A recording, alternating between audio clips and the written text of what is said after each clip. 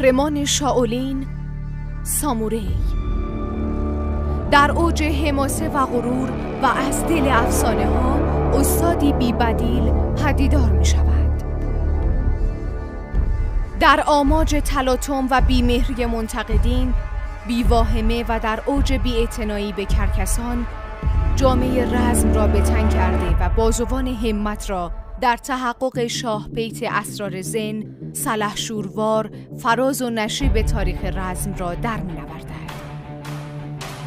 معبر مرگ برایش گذری آسان است. بازی با مرگ را از نیاکان و سلاطین رزم به ارث برده است. خشم اژدها برایش غرشی است دیرینه و کوبشی است تا سرحد انفجار.